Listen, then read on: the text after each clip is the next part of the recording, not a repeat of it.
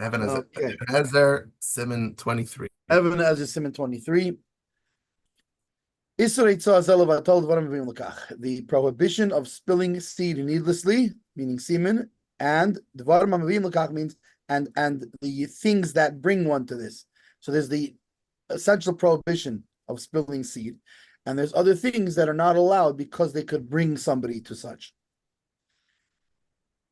Also, Aleph, subsection 1. It is prohibited to spill seed needlessly. And this sin is more, what do you say, chomer is more Severe. Severe, that's the word, from all of the transgressions in the Torah. Therefore, therefore a person should not thresh inside and plant outside, meaning that he's having relations in a normal way, but before he's finished, he pulls out and The pull-out method is not kosher in Judaism. Exactly, that's exactly what it's talking about. And furthermore, and he should not marry a minor who is not able to have children, who's not fitting to have children. So, meaning we know that especially in past times, it was not at all unusual for when they would get married, 12, 13, 14, both boys, girls. I mean, which isn't so strange considering in some places average life expectancy was probably 42. Because they also give a lot of times the guy was 12, 13, 14. Yeah, no, I'm saying by both by men and women. Yeah. But in either case, he should not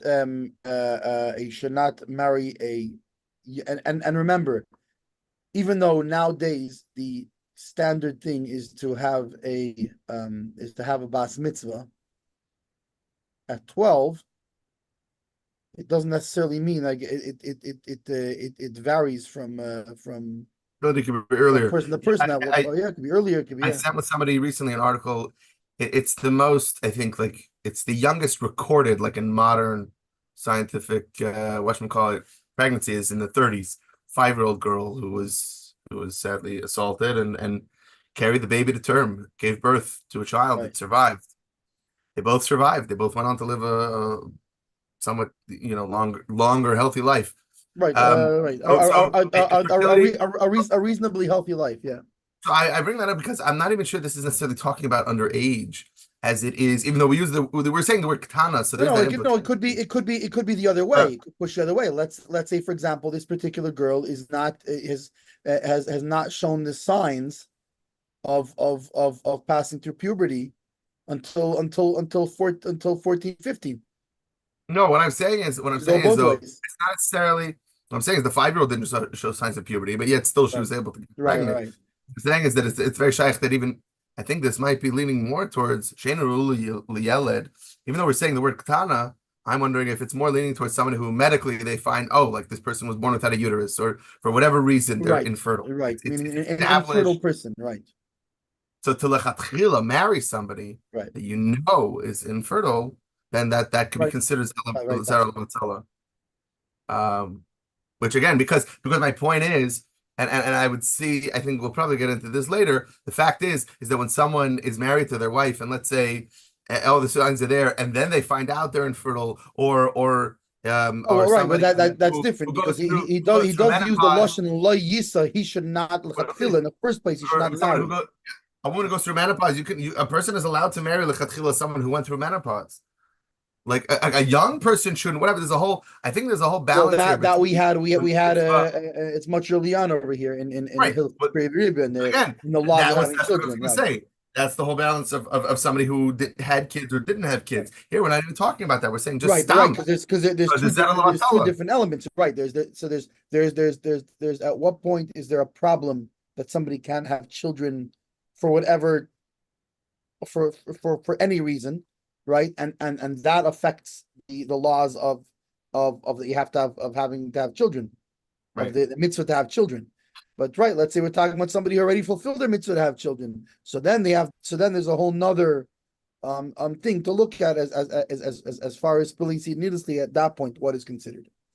Right. I mean, I also pick up there yeah. is a thing when it comes to pregnancy. It's not something that I think any pasuk today would say to do, but I think there is an opinion that, let's say, when someone gets pregnant, to hold off, if I You're right. remember correctly, And there's actually opinions because that it's. I'll pick Kabbalah, especially the other way, is because As is I say, because I is think because today every place says no because well, there's opinions that say it's actually helpful for the you're right. If pregnancy. you look, if For you it look being in helpful, the Alter Rebbe seems to for go it that being way. for the If you look in the marriage. Kudei Torah, you look in the Yeah, Kudei Torah, he talks about how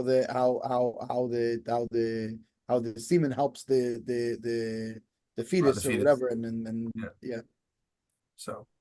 Anyways, so now Chelkas Mechekik. Aleph. Right. Asur lahiti shikva v'zel levatala. You're not. It is prohibited to spill seed needlessly. Ayin b'sefer Chasidim sim kuf ayin vav. See in Sefer Chasidim kuf ayin vav the 176. Shekosav that he writes im echa Im echad matira echad shalai matir yikol. shlai kashel So if one be'eshes was allowed, ish. Right, be'eshes ish ay be'ishtay nida chas v'shalom tevli lo hitzel levatala. So he writes that if a person, if he's afraid, if a person is afraid that he's gonna trip up in the prohibitions of a married woman, or his own wife in the time that she is impure, God forbid, better that he should spill seed needlessly than that he should trip up, God forbid, in those things. basically, I'm such a horny dude that I'm a sex addict, Right. and I Well, might not be able to or yeah, control myself. or even not. Let's say even it's just situational. Let's say he's in a let's say in a place and there's this very beautiful married woman whose husband's out of town and something I don't want to be he's so light and up. he what's it called? Which, by the way, is why the laws of yichud that we spoke about before is also so important. No, but I would say no, control yourself. Right. But that's why I'm saying I bring up something like a sex addict with his pasha, a sickness, the guy's a chayla, he can't control himself so much. So whatever, and I think people Right. should be more open about if they have such an addiction to deal with it. But anyway, the point is that for whatever reason he can't control himself, and he's like, if I don't do this, I might end up sleeping with a married woman or with my wife, but she's a nida, which are both the Yarek Yavar Arayes. Well, it's funny. I was just thinking about this yesterday about the idea of because you have the Torah, which is right, and the halacha, which is perfect in every way, right? It's God Almighty's own wisdom. It's the absolute ultimate of perfection. But then you have the fact that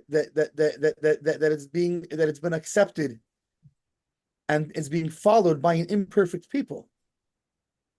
So even though and the beauty is that the Torah recognizes that, and especially when it comes down to the actual rulings of Shulchan Aruch, it's very much recognizing the imperfection of people it's funny because even amongst even in Orthodox Judaism or perhaps specifically in Orthodox Judaism, there's sometimes such a like a thing like a weight placed on perfection, on doing everything perfect, on and it can be with anything. It can be with almost like people are sometimes afraid to admit that they don't do 3 pakim Rambam. They only do 1 parak Rambam or Sefer HaMitzvahs or the behind on Rambam. These are normal things. Like Rambam is a very hard 3 pakim Rambam is a very hard thing to do. And yes, it's ideal and it's a good thing and it's whatever. But it's not, and not only that, I have to tell you, like by me, 3 pakim Rambam, right? It comes at what expense too, right? So there's something else that somebody's doing much better than me because I'm choosing to do that. And there's you know what I'm saying? It's not it's an we're an imperfect people by nature, we're human. And so and we find in many places where the Torah is very in its perfection is very conscious of our imperfection. Right, of the human experience, I like to call it. Yeah. Yeah, I mean, for example, just the opposite. Usually we think what's a religious concept? A religious concept me to be attracted to another man's wife. Me, I'm religious, right? No, the Torah recognizes just the opposite, and that's why there's all these laws. They recognize we're human. With a very holy person could have such a. So let me look at King David, for example. A very holy person could have such a thing. Right, You know, right. that's realistic. The Torah is about is about the world in reality. You know. Right. I Um, remember. I heard it that this happened with Friedrich Rebbe. I don't know, but I think the point is still a very strong point of that an American family came and said, our kid, there's something wrong with our son. He likes hanging out with girls, chatting with girls, and eating chazer, eating yeah. bacon. And the response was by the Rebbe was, that's nothing wrong with him. There would be something wrong with him if he would be hanging out with bacon, hanging out with pigs, and eating girls. That would be a problem. That But would, right, but wanting yummy food and hanging out with girls, that's natural. that's a natural. It's a That was, natural that thing was for a supposed to be. teenager. Yeah, yeah. You're supposed to want, the No, opposite but gender. and by the way, it's interesting too because there's these translate into many different ways too. Because it translates just as easily into the fatherly. For example, we had a couple of days, right? Baruch Hashem, my son got married in Los Angeles, and then we had after what's it called? In a few days before we came back here. So what did I do? I hung out with my girls in the Mexican restaurant. Baruch Hashem, the chazer wasn't real chazer, um, there's that's what I was doing. I was hanging out with girls. I was hanging out with my girls. This teenager doesn't have his girls yet to hang out with. He has to find other girls, Right, right. to hang out with. By the way, But I'll say I wanted to bring up one thing before we move on, just on this chalkus mechaykik, this approach. I wanted to bring up. I think it's very important, especially as Lubavitchers. The Alter Rebbe Perek Zayin Tanya, right? He brings it up that the Alter Rebbe seems to paskin that might settle batala b'chlal is the whole discussion of whether it's derabbanon or deiraisa, and the Alter Rebbe seems to say it's deiraisa. The fact that it's left off the list of arayis, that's Alter Rebbe finishes off. Because in a way, because it's worse than it. right. So he seems to say it's worse. So the Alter Rebbe Well, say, by the way, wait, it's hold interesting on. because that's usually what we see. But let me finish my hara on that. Yeah. Because you might say, hold on. So then maybe the Alter Rebbe would disagree and say no. Instead of like here we're saying, if the guy's saying, oh, I might be with an Ashes Ish or an Ashes Nida better than I be, might say Alavatala. But the Alter Rebbe maybe would say otherwise because it's worse. But then you have to read the rest of it, which is the Alter Rebbe continues basically saying that even though it is worse in and of itself, it's worse in many ways because of this waste of this power and the way the clippers will from a spiritual perspective, basically. from a spiritual perspective, it's worse. But the difference is that when someone is about Tala, it's an act that only involved me, and the clippers that's involved with I can then go do tshuva. Yeah, it'll be a really intense tshuva. It's not an easy thing, but I can go do tshuva and still and uplift them. But when I'm with someone else, there's an additional besides for the Alter Rebbe talking about from the spiritual aspect. Even just from the practical, physical, someone else was involved. Another human being was involved. That's a lot harder. I can't do tshuva on behalf of someone else. And the clip is not just another person was involved, but now you have the possibility of creating a whole new entity where you've now created a mamzer,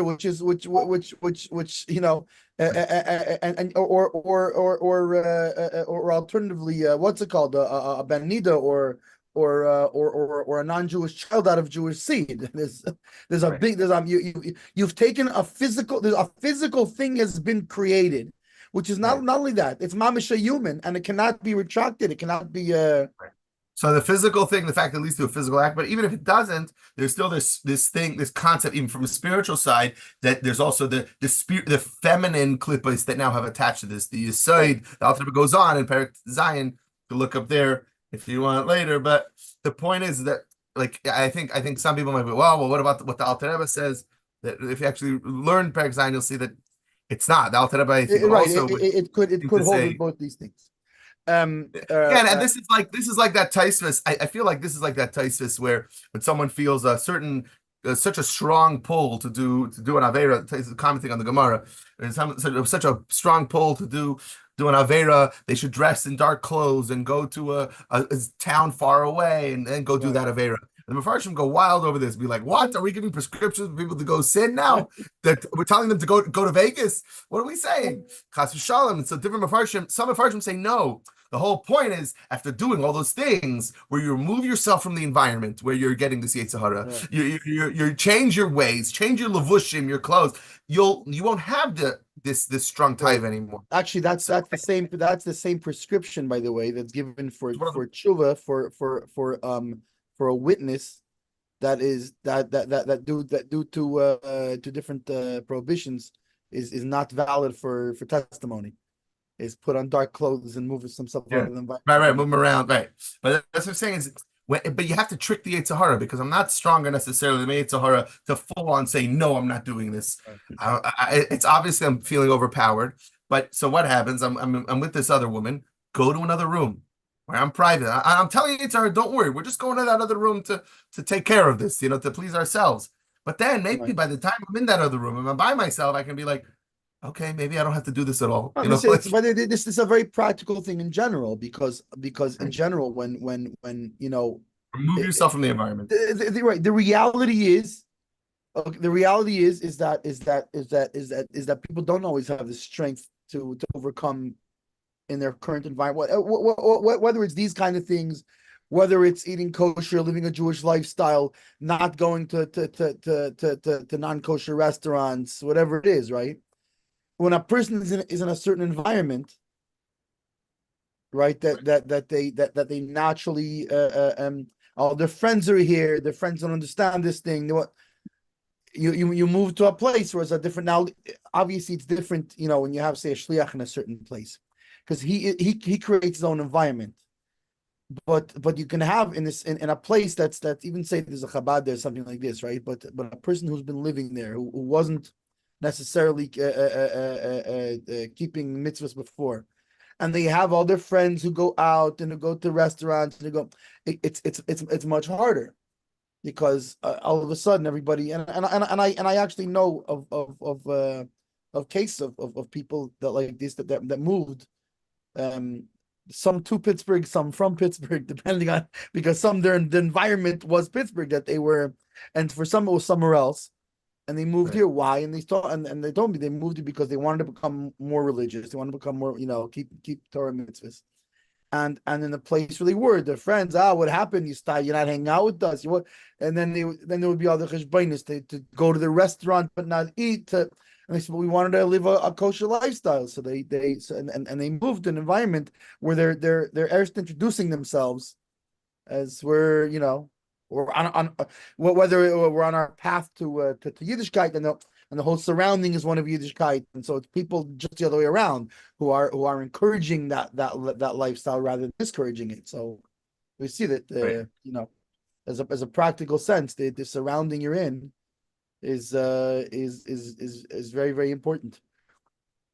Yeah, it's funny you remind me. I'll just finish with this, but it just reminded me of something that I always use as a mashal for this.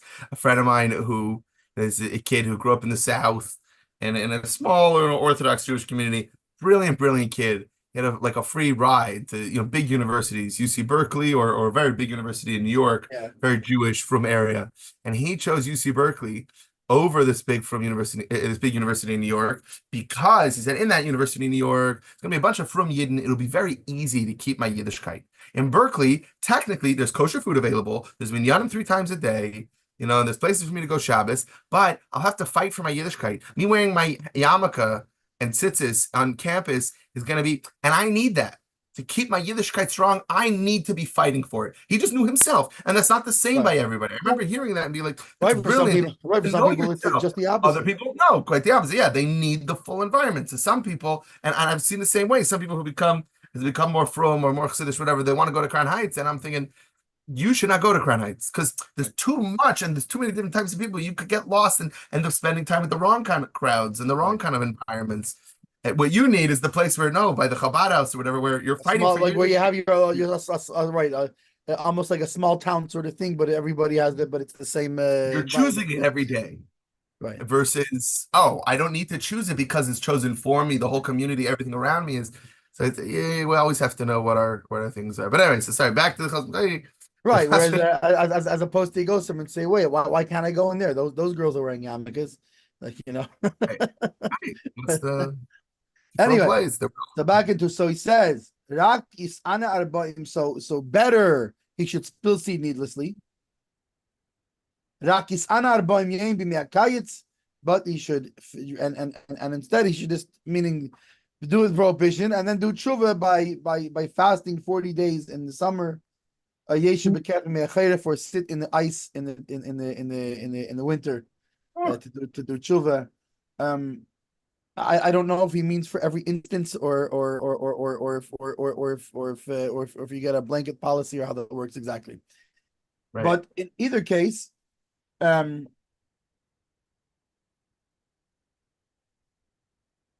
let's go to the Beis Shmuel on the same thing because he expands on it a little bit. Kotsav Chagz Mechek B'Shem Sefer Chasidim in Misyaresh Ali Koshel Beish Sisha Benitachas Shalom Tevla Leitzil Avatola Akisan Bring B'Mekait Yesh B'Keb Me'Acherif. So he says he basically just brought the Chagz Mechek word for word, and they Lefiza according to this Mashikosu B'Zayar, what it writes in Zayar, the Kan the Oven Meitzi Shivazer Cham Mekom that here that the sin of spilling seed needlessly is more not stringent. What's the word again you said? Severe. Severe than all the Averis lav dafka, not necessarily.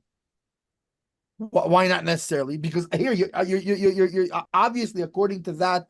Now, by the way, again, first of all, I just want to repeat the disclaimer here that this podcast is not designed for people to paskin their own halacha.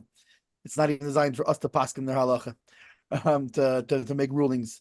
This is informational purposes, and it is more even on this page we're covering this and this. There's also all this, and there's also a bunch of other stuff, and there's what the actual thing is, and especially in such a thing, what he's saying here is a certain thing from Sefer Chassidim.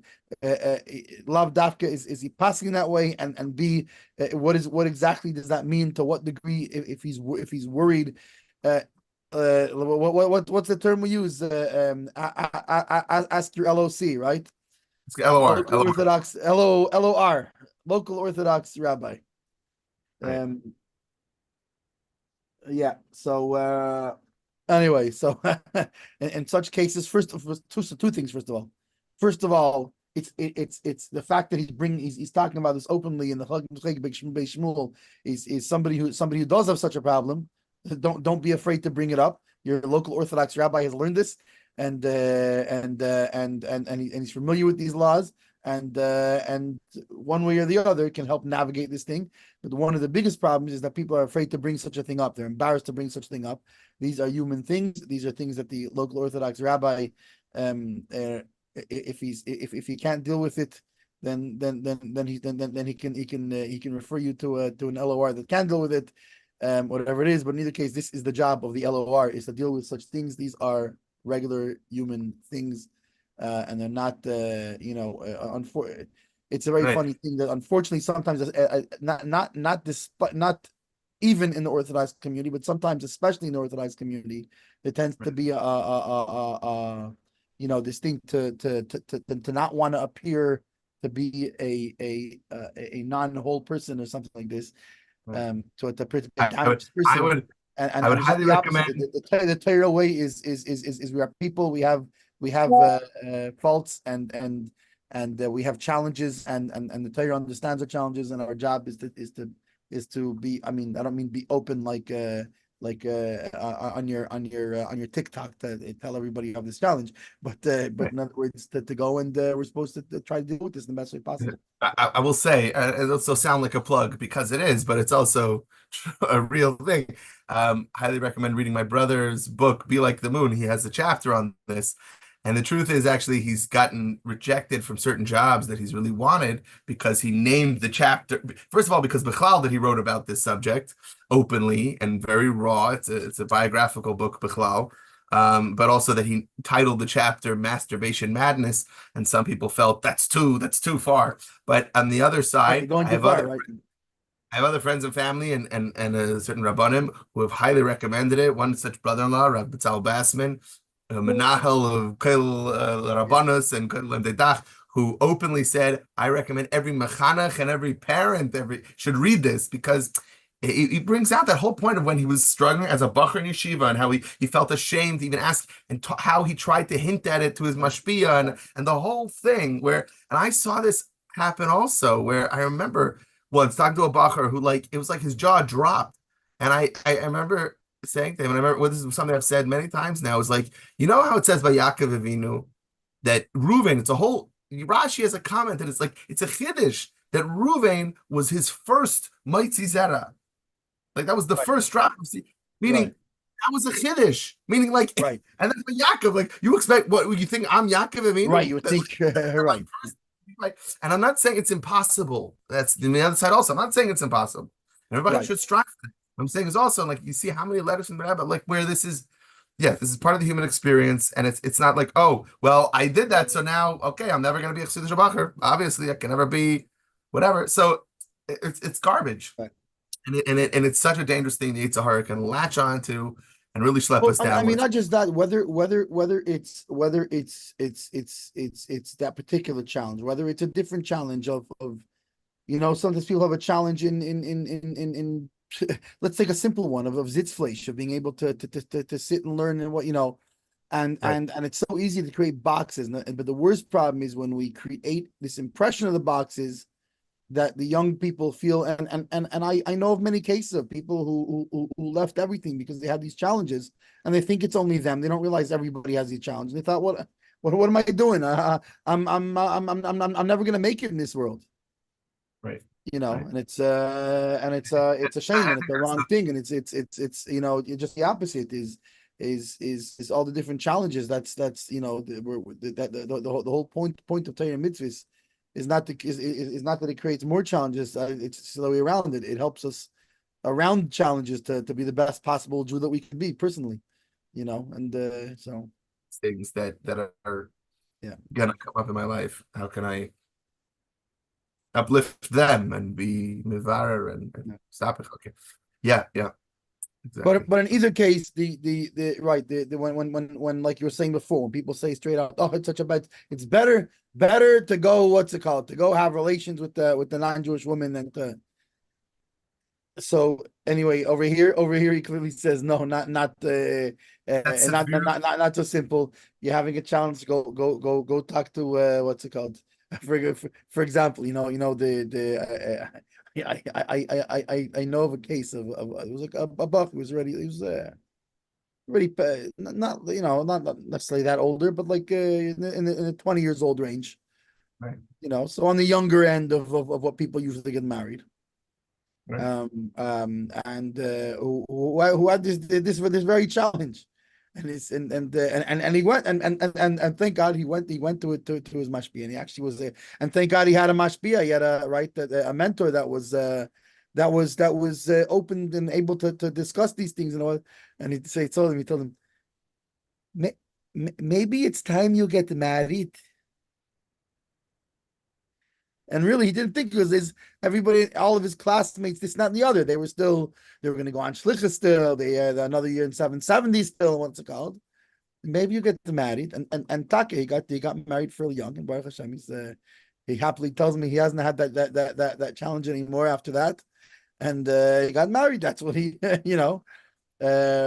so, but he would not necessarily have thought to go that direction because nobody else was at his age. And so his mashpia told him, listen, but for you, so if you're having these, it's It's your body telling you the Abisha needs you to be married already. That's what the other people will do what they do. They're in a different situation than you. It's not their time yet. For you, it's your time already. So anyway, Veloy Yisak Tana, says the Chalkes Mechekik, and he should not marry a minor. Nira. So it would seem to me Kol Shekain. So here's like you were saying before. So neither to me Kol Shekain, it would seem that even more so, Akara Uzakena, a barren woman or an old woman who has ceased to be childbearing. Ulirabusa Nokat Katana. And to be inclusive of all those things, he said a minor. Meaning that this is that the younger girl is the less problem than the girl who has ceased to be childbearing or who never was able to be childbearing. Why? Even though she will, in other words, if back in the 1850s, they proposed a marriage between this boy and this girl. He's already an older bacher of 14, 15. Right, and he's already way past. All of his classmates already got married last year,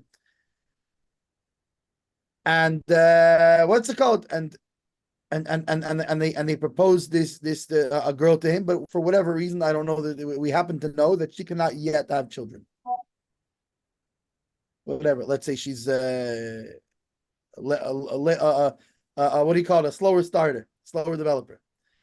Fine. So he's saying that no, they shouldn't get right. So no, you got to wait a year until she can have children.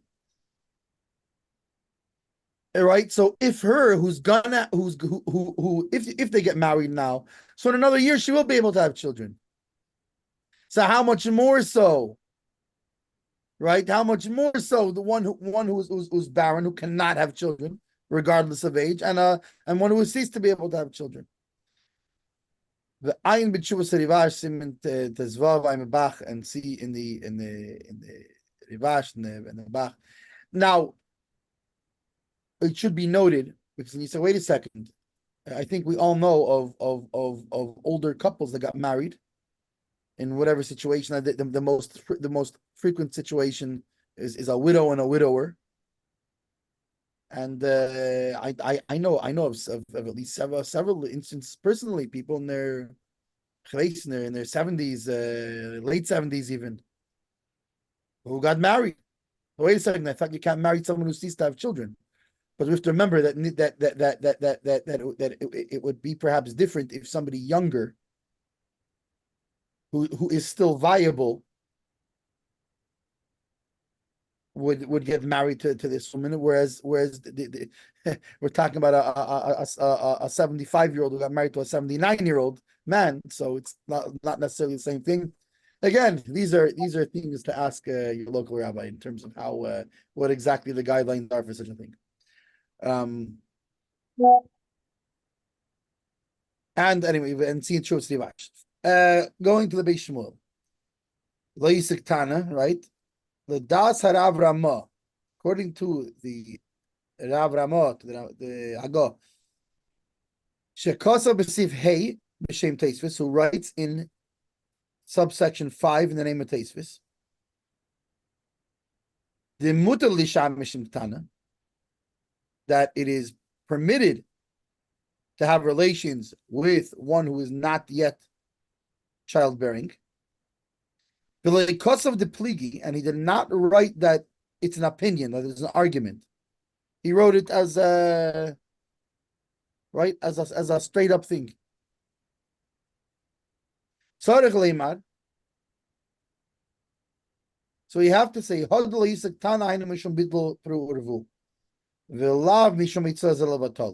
what he's talking about, that this particular thing is, we're mixing two subjects here. When it comes to one who is not yet childbearing, it's not because of spilling seed needlessly, but it's because he's missing out on the opportunity to have children, the mitzvah of having children. Mishum hachi, therefore, im nasa katana, Moshe l'shamashim because of the plea, and therefore, if he is married to a minor, meaning one who's not yet childbearing, then he is allowed to have relations with her. Because of plea, not like the Bach who writes that it's a machlekes, that it's a what do you call it, argument, different opinions on that. Now, interestingly, these are from the halachas, because when you look at it through a modern American lens, it almost seems strange that they're even discussing this thing. But like you said before, even not back in their times, even back in the 1800s, 1700s, which is much later than the Shulchan Aruch, it was quite common for in general, lifespans were quicker, and then life had to move quicker, and getting married at in the young teens for both men and women was a very, very normal thing, not both by in the Jewish world as well as outside of it. Anyway, so that is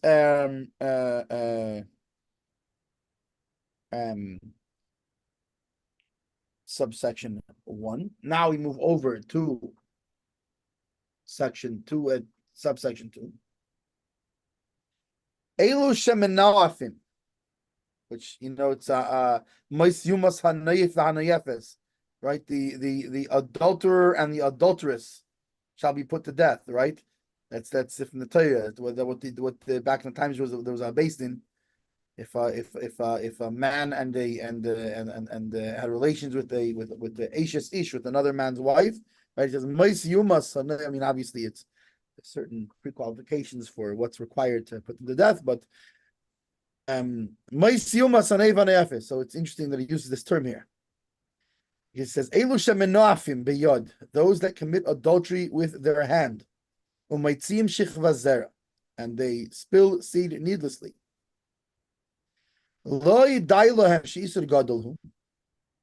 It's not enough that this is a very great prohibition. But also, on top of the fact they've committed a grave sin, they also must sit in a nidui, in excommunication. And on them it says, Yedechem damim malu, that you filled your hands with blood. Your hands are how do you say, the blood is on your hands, right? Isn't that right? How they say when somebody sends like when a president sends soldiers to to get killed or something, makes a bad decision, say, you have blood on your hands. So this is what it says about such people. Uki'ilu harag nefesh, and it is as if they have murdered a person. Now, interestingly, it would seem anyway that this is not talking about. We're talking about two scenarios here. The case that someone is excommunicated, and as if he murdered somebody, we're talking about a different case than the last one, because the last one was somebody who had relations with a woman and then spilled his seed outside. Whereas here we're talking about there was no woman involved in the first place. On this person, they should. It's interesting to note the wording. It doesn't say that they should be excommunicated. It just says they should sit in excommunication. Who's gonna know about it? The best is not gonna know. But it means you yourself. Which, by the way, this is another example of how of the credit that the Torah gives to every Jew, and to that no matter what he's done, he ultimately wants to follow the Torah and mitzvahs. Because if he's done such a grave sin, and you're telling him, so go sit in excommunication now, you did a sin. Go sit next. Wait, so if he's willing to do that one, why would he sit in excommunication? He'll ignore you on this. No, because a Jew, even though he can trip up, right? But even so, he that's because the Haezer, the evil inclination, got him. But a Jew in his essence wants to be close to God Almighty, wants to follow the Torah and mitzvahs. He says, okay, so over here, so you tripped up. What should you do? You got to sit in excommunication. We're not going to get into the whole details of what that means because there's all kinds of things in terms of, and there's also different ones. There's a chayrim and nidui. There's who can be called up to the Torah, who cannot be called up to the Torah, etc. And can you talk to people? Can you marry into a whole bunch of different things. Again, that's an ask your LOR. There's a lot of them here. It says the Chalkes Mecheki ben nidui hu yeshiv v'Ramban kosav shahab beistin mitzuven lindaisei ubeveis yeshiv uvo dvarav. So now the Ramban clarifies that he says that the beistin, even though the wording would imply that put yourself in any nidui, which by the way, there's such a thing. In other words, like there's things that have to do with a chayim and nidui. If you know you did it, you're required to put yourself in a chayim or a nidui or whatever it is. Because and Bechal, even when a Din puts someone in a chayim, there's parts of a chayim that are like the Din is telling you you're in a chayim and they're trusting you to do such and such and such since you're now in a chayim. Right? So the Ramban writes that the Din is meaning the Din should put him in a nidui, which I guess means in most cases that since how the Din know about that. And what does that mean? Does that require two witnesses? That'd be embarrassing. Right? And the Beis Yosef, which is the Mechaber, right? Even though the Mechaber here brings the wording, but in the Beis Yosef he brings those words in the Ramban. Maybe it's talking about the guy comes to the Bezdin. The guy comes to the Rav and says, "I did this. What do I do? What's my tikkun? Right. How do I fix this?" But and what? So why do we say that a person can incriminate himself in such a case then? Because it sounds like they put him in nidui. It's not that they're he's asking them and they give him a tikkun, but maybe it could be also. Let's see what the Beis Shmuel says on this. Nidui hu yeshiv. He sits in a nidui, in excommunication. Mashma, it implies afilu imaloi niduhu, even if Beis Din did not excommunicate him. Nikol makim hu benidui. He's automatically, right? It says benidu hu yeshiv. He sits in excommunication, meaning he's automatically excommunicated without the Beis Din. V'Ramban kosav sham teisvis davkim nidu esi v'roilin deisi. And the Ramban writes that knows specifically that if they excommunicated him, and it's fitting to excommunicate him. Oh,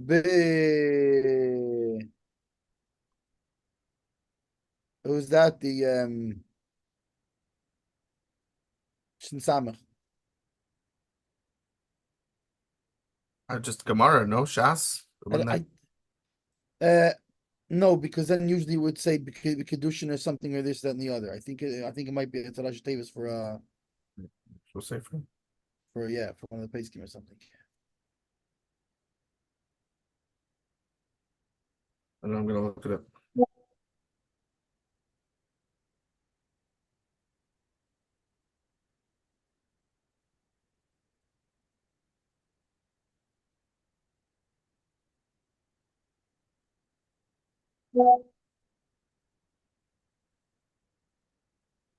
Usually it's Shishas Dom, meaning talking about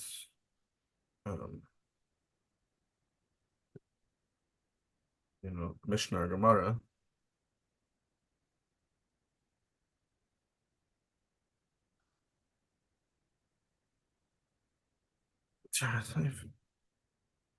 Seifrim.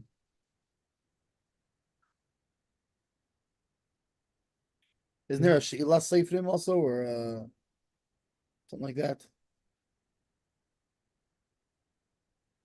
Schar Seifrim, Shishas Darim, Shemet Teda Svardim, sometimes. What else?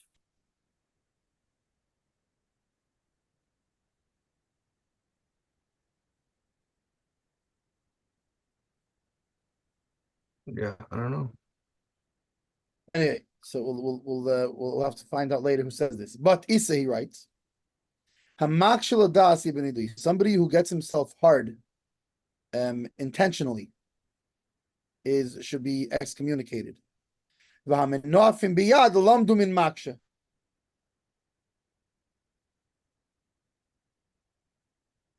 And those who masturbate with their hand, we learn from somebody who gets himself hard intentionally. Right? Meaning, because even more so. If somebody who just gets himself hard intentionally, so how much more so?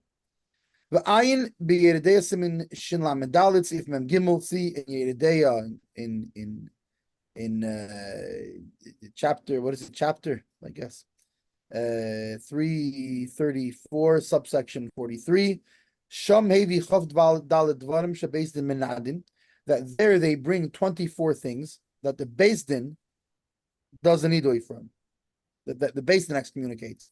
The echad mehem hamak shel das, and one of those 24 things is somebody who gets himself hard on purpose, right?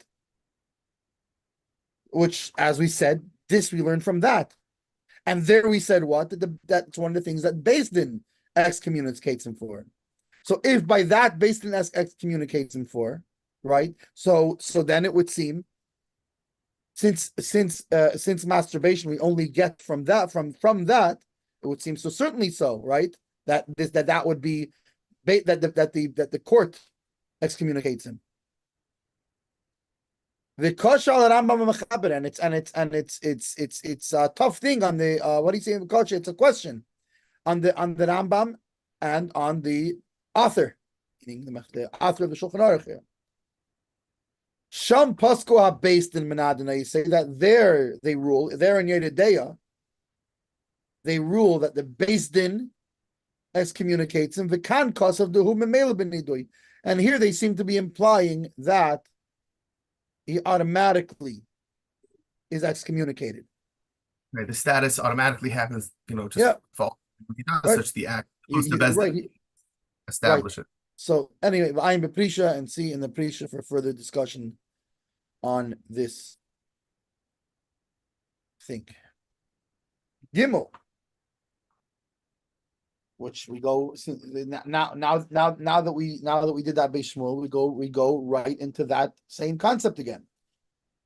Asur la'adam sheyiksha atzmi l'das.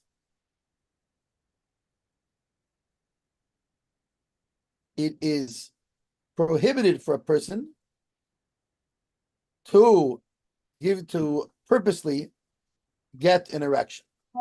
Yavi atmai lidei here, right? Or rather to cause himself to have, right? I was gonna say, I like the word intentionally for ladas because it's intention, like using your brain. Like, right, your brain. It means right. It means well. I mean, I guess purposely also works because doing it on purpose means you're doing it with meaning it's that you thought about it, right? With forethought, right? Right. So I think they both work. Yeah. Have a word to be thinking about it. Yavi atzmai lidei her, or to bring himself to think.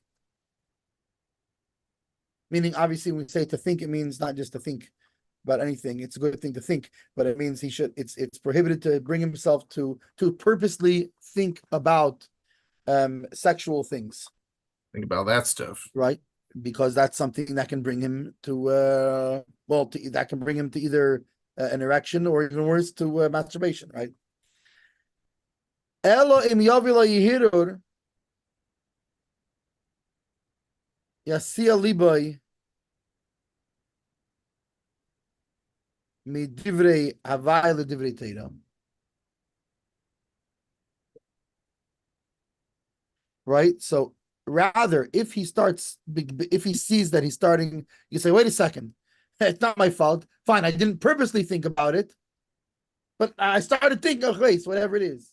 or even if you did purposely think about it. No, they were human beings. Okay, so now what do you do? It says im yavila. It means you shouldn't wait a second, I'm going to think about sexual things. So that for sure you can do, right? I'm saying either way, even if you did, no, but here he's saying even if you didn't, even say I translate im yavai, meaning if he reached thoughts of it, regardless of how he reached it. Okay, if it I don't comes to fine, accident or fine, on purpose. Either way, he right. finds himself in a situation where he thought of it. Who cares how he No, got there? because if you here he's talking about avoiding prohibition. In that case, you would be talking about I already did the prohibition. Now I got to stop doing the prohibition more. Here he's talking about you can avoid it completely because, for example, if it comes to you and you didn't purposely think about it and you cut the thought off, you didn't do any prohibition because you even though the thought right with this is then Tanya speaks about this a lot about even though like us regular people we right because that's what Rebbe talks about. What do you mean but us regular like by regular people a thought can come in your mind. He says that's the problem is not that the thought comes in your mind. The problem is you didn't push it away. What do you do with it? Yeah. You let the thought tempt you and you continue down that thought path. Okay, but I'm just saying either way, if the thought comes to your mind, Right. if it comes to your Right. mind, And if it does come to your mind, so boy. he should move he should remove his thoughts from world from like Empty. empty things, right? From worldly things. Ledivrei Torah and he should meaning if you find you're having such thoughts, what do you do? Start thinking about Torah things. He Elas a havim Yes, that it is like the like a beloved doe, right? That's a woman deer. The yalas chain and a great what's chain grace a grace. Yeah, graceful deer. it's very poetic. Yeah. A beloved doe and a graceful deer. That's Tyra. Tyra is a Right, beloved. right, and but I guess he's making also, but he's not just being poetic. Being this is a halacha work, even though it is very poetic. Taka. I think he's giving us a reason, the reason why Torah helps. Why would deers have to do with anything? Well, I think he's using a poetic way of like how in Shir it talks about like the what's it called the like graceful meaning that the Torah is also it comes from the same spheres from the same emotions because Torah is also with love and connection, right, and desire. It's God's desire, etc. So I think it has to do with the same spheres that sexual desire has to do with. And in fact, if you look at Shir Hashirim, you can see that Shlomo HaMelech, King Solomon, uses the metaphor of the love of a man and a woman to for the love for God, right? It was Which they there's a story of the Baal Shem Tov, I think it is, uh, and he was having a discussion with the Arizal, even though obviously the Arizal lived much in the much heavenly before him, spheres. right? And he asked him, "What? Why do you like? Why did you have to use the metaphor? Like because the Arizal uses also just like King Solomon does, right? The Arizal uses, and you see it in Chassidus, right? Very often, Kissing. the metaphor used is of the love between a man and a woman, and indeed not just the love between a man and a woman, but of sexual relations between a man and a woman. Is used as highly as a metaphor in Chassidus for the relationship between God and the Jewish people. Hmm.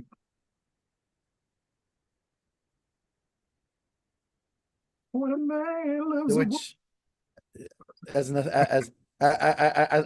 aside, I had a friend who like he passed away already, but he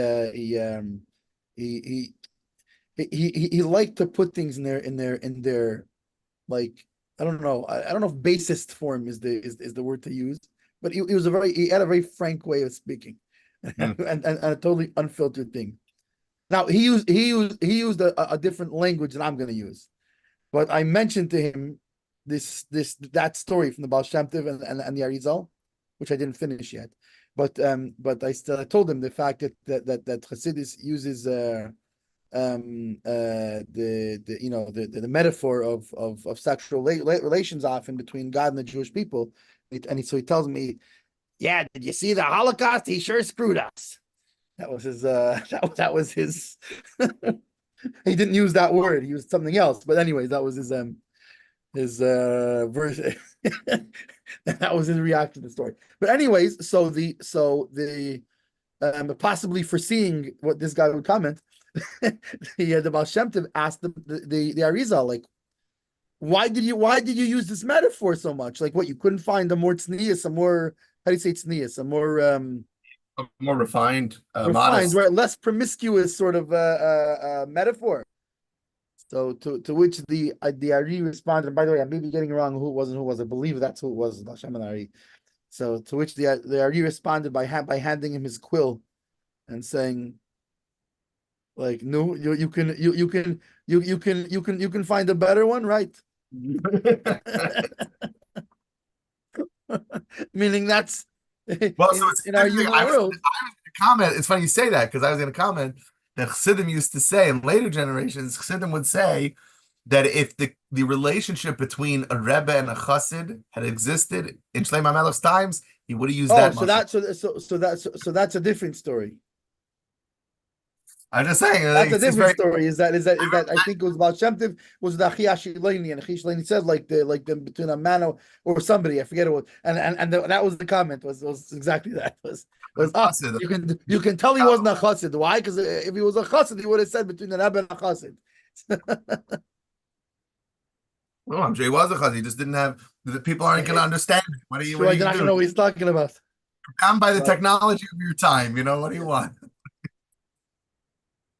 Yeah, So yeah, but jokes aside, and even interesting and stories, Hasidic stories aside, the fact is that it's not just a metaphor, but it's more than just what we usually think is a metaphor, because it is the same thing on the upper levels, and that's why, and the truth is, even down here, right, down on our world, sexual relations can be the lowest thing or the highest thing, depending on the context and the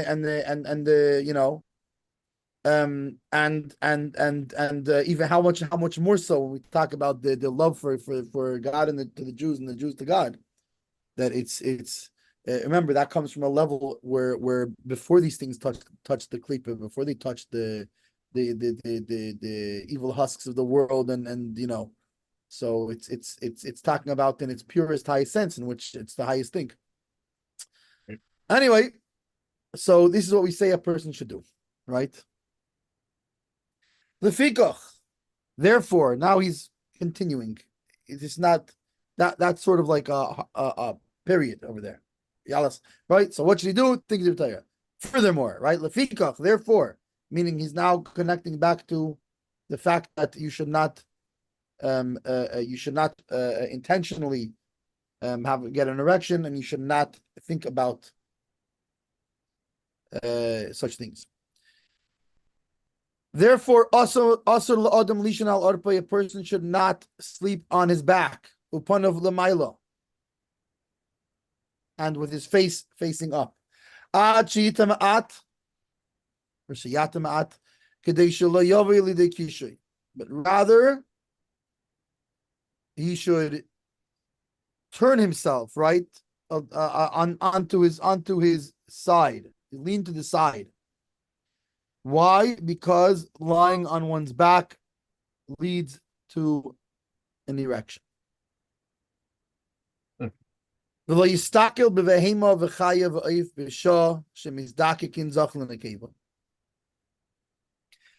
furthermore, a person should not look at animals or wild animal, tame animals, wild animals, or birds in the time that the male and females are copulating.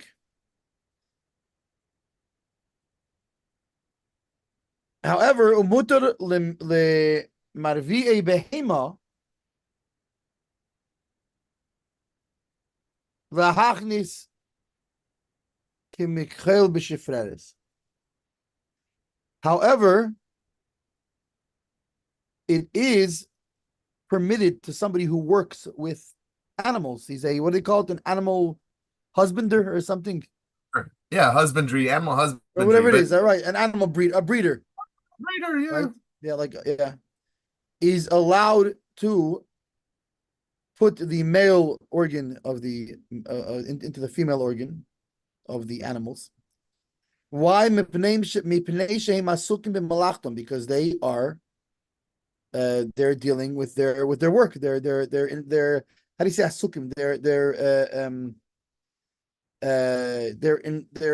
involved. Like asik means they're, that's what they're involved in their work, and therefore they're not going to come to have sexual thoughts because of this. So interestingly, this is something that's this is an actual practical. I mean, granted, there are not that many. There are not probably that many Orthodox Jewish horse breeders, but there could be. This is a possible scenario. So wait a second. So having read the further thing, that you shouldn't look at animals, right? During when they're mating. So what do you do if you're a horse breeder?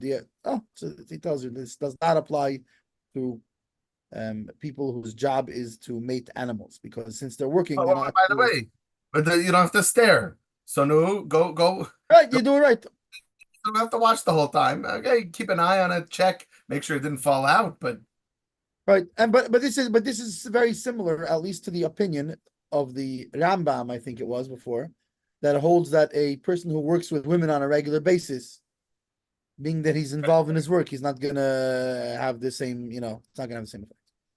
Let me see. Is there anything here? Okay, there's no chalks or big shmul on that one. So we can go straight into Dalit. Yeah. Asur l'adam she'ein nasi. It is prohibited from a man who is not married, l'shliach Yodah v'mavushav, to stretch out his hand, meaning to touch his private parts. Why? That he should not come to bad thoughts, right? And even by the way, not just his private parts mamish, but even under his belly button. I don't know that I'd call her bad thoughts. I think I'd call it sexual thoughts. Okay, fine. Sexual thoughts is not necessarily bad. In this context, it is. What I'm saying is, so yeah, but that's what I mean. It's something that is powerful, but if done on its own, just for itself, that's not good. If right, it's being involved, but he's an unmarried man. So obviously, right. We're not talking about a married man. Remember, Dafka said, so if he would say a person, you're right. But here he said a person who's not married specifically. So in which case, I think he agrees with you. In other words, if a person's married, and especially if his wife is in a pure state, and he gets aroused, fine, good, perfect. If you need a bris in 9 months, go to what is it, RabbiYodah.com. What's the Rabbi Welton here can perform a bris for you. We have many simchas. But a person who's not married, it's so those thoughts are not good thoughts. And even under his belly button, he shouldn't touch. He shouldn't put his hand. Sheva Yove Lidei Hira, maybe he will come to sexual thoughts. The im hishtin mayim, and if he urinates water, which is an interesting way to put it, because what else are you going to urinate? But if he urinates, right? He should not touch his organ at all. Why? Right?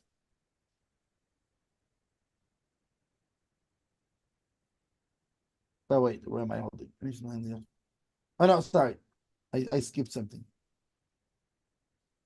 If he needs to urinate, he should not hold his organ while he and urinate. Right. However, yeah, what if he's married?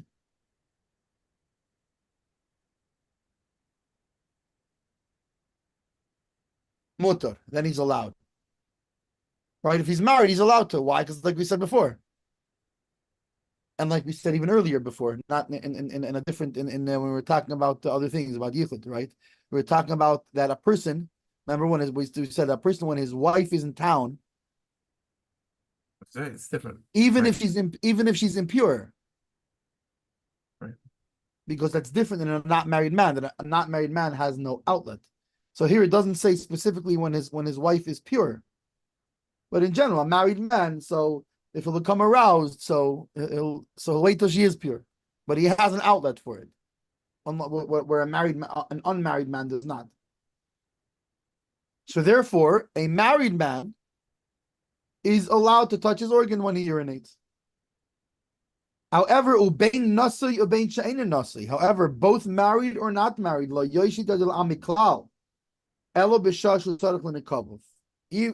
should not touch his organ besides for when he needs to go to the bathroom. He needs to take care of his needs. Right? So basically, when he's not using the bathroom, not a married man and not an unmarried man. When using the bathroom, a married man can, a non-married man not. Which is interesting because I wonder if there's if anybody comments on the idea of, does it make a difference if the married man's wife is in town or not, like it did when it came to Interesting. the laws of seclusion.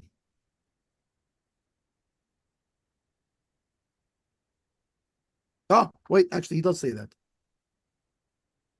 Beis Shmuel Dalit. If he's married, mashma, it implies afilu ein ishto imei mutter. Well, That doesn't necessarily count. right. It means even if his wife is not with him. Why? Because you think that it means his wife is in the next room, and therefore if he becomes aroused, right? But no, it means because he has he in Wow. other words, a person who's married is less likely to sin, because fine. So let's say not this moment, he's at work or whatever, he uses the bathroom at work, but he knows his wife is at home. He has an outlet. He's less likely to sin in this way because he has an outlet for this natural need, his natural desire. Right.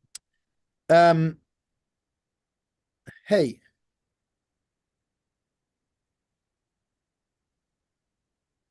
Isha sheyesh la etem borechem. A woman who has, right, atum is like a clog or something, like it's a stoppage, a closure Mm. in her womb. The al yedei kain, and through this, or like because of this, kishabayla mishamish imma, when her husband has relations with her, zeirea mi bachutz, so he will end up spilling seed outside, right? Why? Because it's closed up, right? Also, it's prohibited. Hmm. That means he's not allowed to have relations with her in this state, because now, again, to what kind of closure are we talking about exactly? I don't know. Furthermore, does it make a difference where this closure is? What does it mean in her womb? I'm wondering, Because it like, means in the vaginal tract by the cervix, after the cervix, is it anywhere? What are we talking about here? I don't know. That's what I was going to comment on. I read recently about a recent like medical condition, a woman who was writing about she was born without a uterus. So maybe that's what we're talking about. Yeah, she might, she has the vaginal canal, but there's no uterus. That's what we're Right, but saying. it's not clear that if that's what he's talking about. No, that's altogether different. We already spoke about that. That is a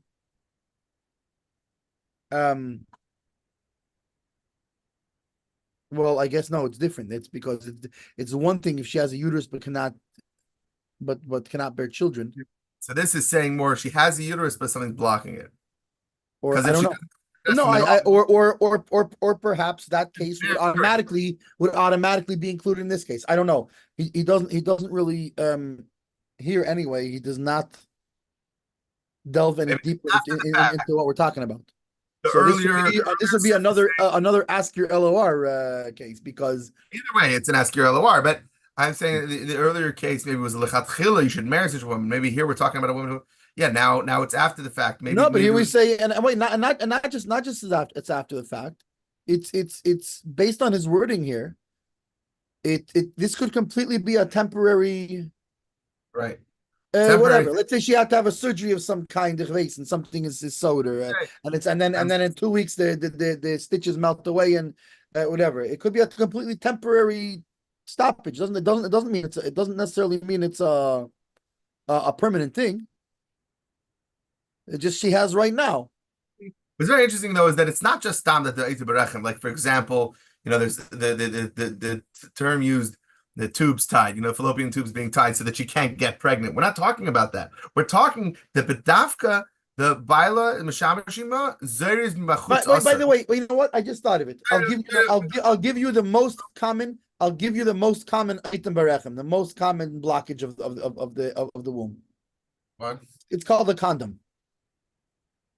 That's an item berechem. It's something is stopping the. That's what I'm saying. It's not just an item berechem. We're talking about the davka and item berechem that causes zera machutz, which you're right, because in that case, whatchamacallit, a condom would be accurate versus, let's say, an IUD or one of these things that's put inside but nothing that an doesn't IUD, cause right. It could still be all the seed is still deposited with it inside. Right. It's just that the IUD causes that it should be an impregnation. So an IUD would not necessarily be a stoppage. And by the way, I just want to reiterate again that all of these things we're talking about are complicated, complex things. Ask your local rabbi. These are the base laws that they're based on. But the little bit that we're talking about here, it goes much deeper and it's a much wider topic, and it's a very complicated topic.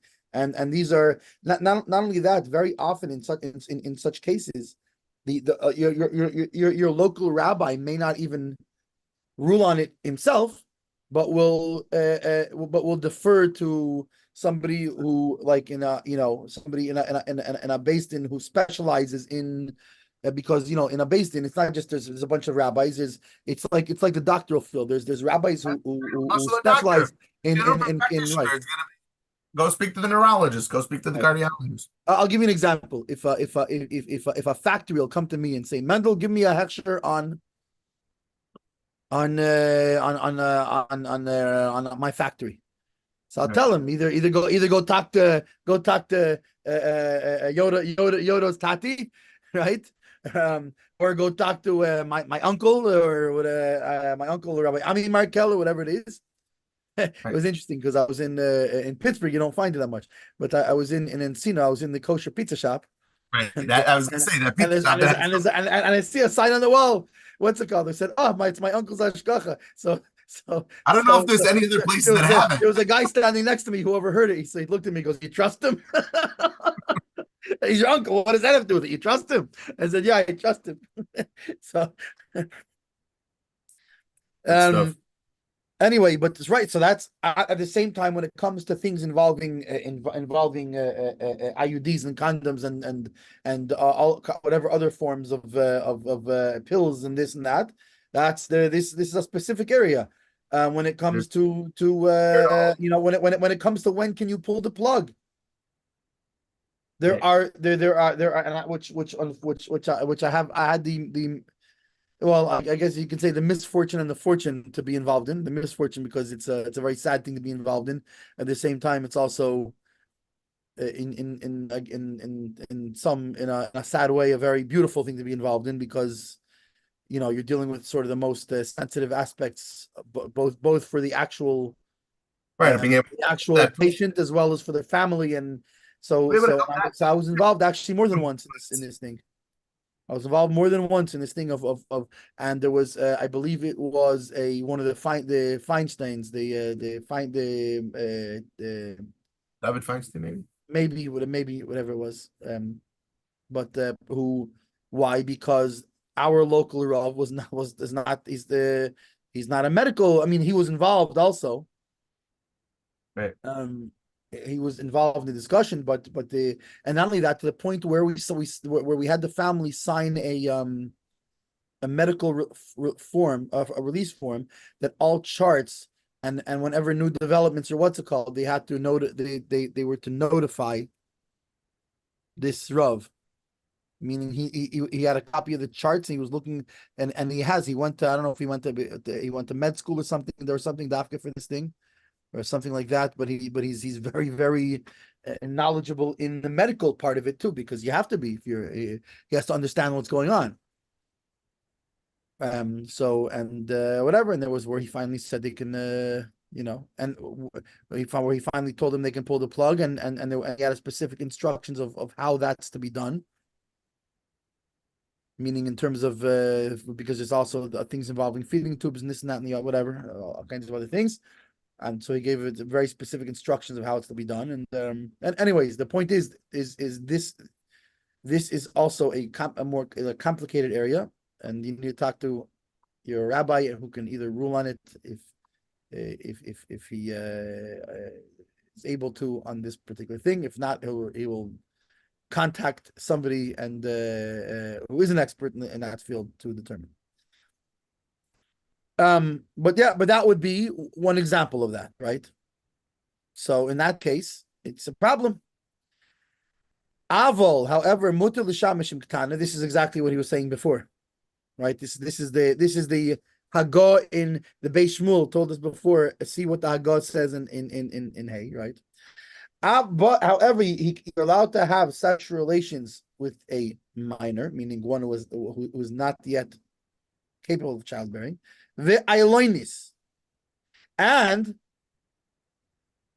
someone who's and someone Ailonis is someone who's barren. And Ailonis means basically it means a ram woman. No, it doesn't mean she have horns, but it means a ram as opposed to a you what as yeah. If you look it up, it's someone who, for whatever reason, they didn't get the secondary, sex characteristics.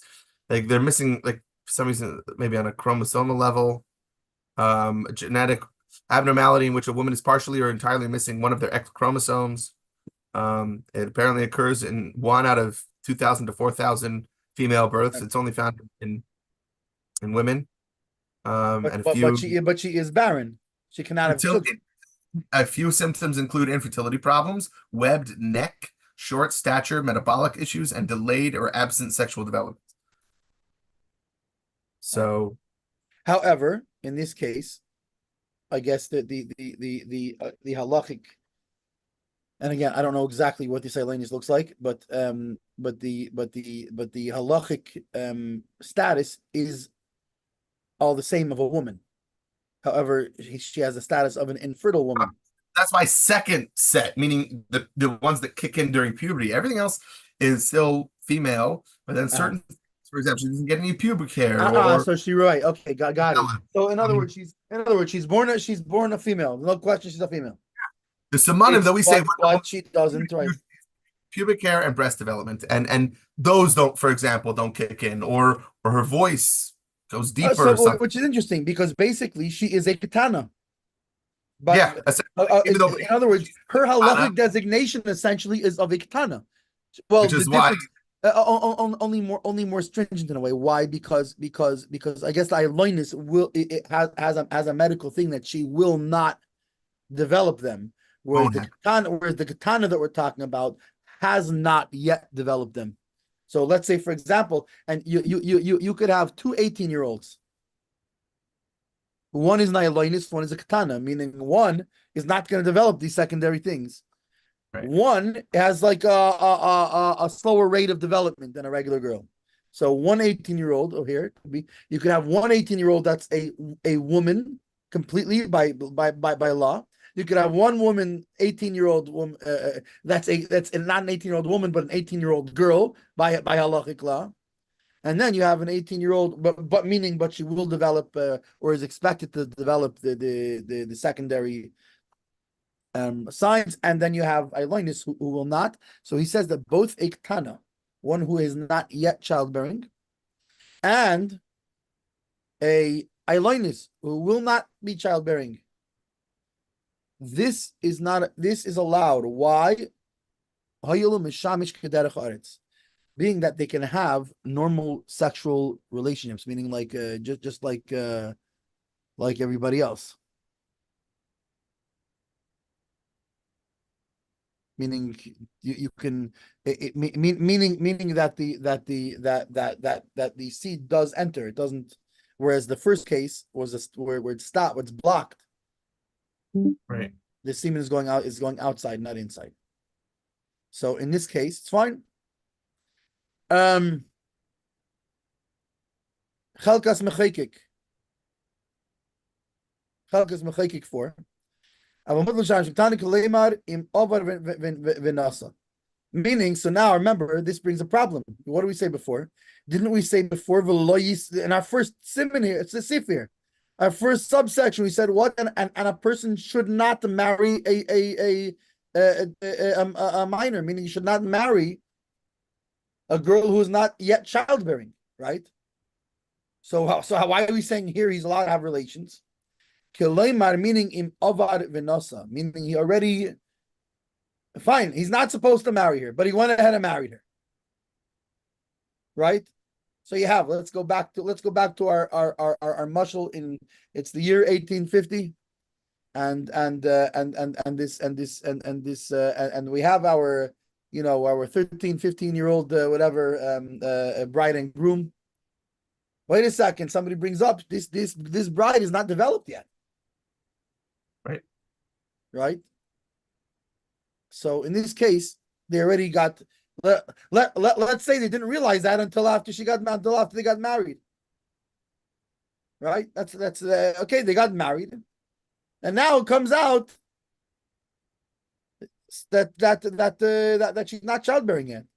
So he's still allowed, sexual relations is allowed nonetheless.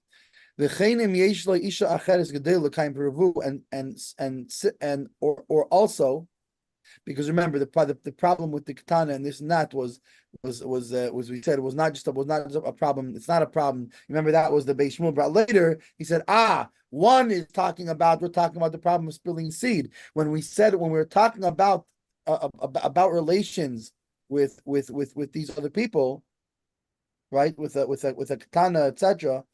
That we were talking about as far as because he's not fulfilling his the mitzvah of having children, and she can't have children yet, or in the case of someone older that can no longer have children, right? So he says so too if he has another wife, which obviously today we don't do, but back in the times of the Shulchan Aruch or whatever, or before that if he has another wife that is childbearing, then he doesn't have that problem of right, because he's passing over the mitzvah of having children. And just like the Rivash writes about an older woman, meaning a woman who's already postmenopausal, she cannot have children anymore, right? So in this case, you can't marry her, right? Again, talk to your local rabbi as far as if you're looking into a specific woman. But but by an older woman. First of all, like you said, if you already married her, right? So here's the question: every man and Mir Hashem should have a long and happy marriage. Eventually, his wife's going to be a zakena. She's going to be past childbearing age. Okay, but he's already married her, and relations he can have because we said it's derech oretz, it's the regular way of the land. It's the normal relations.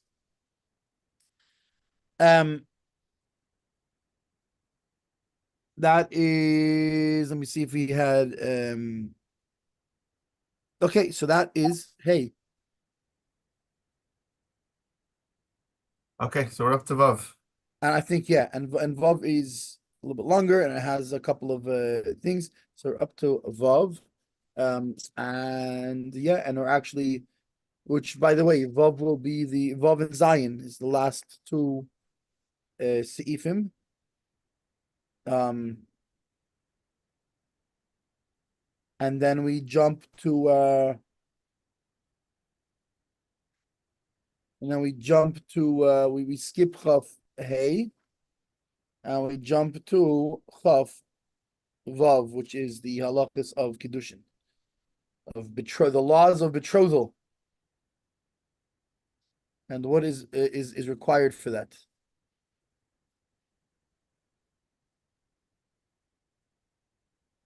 And then I think we go straight through. What do we do? We're going to do 25 all the way through.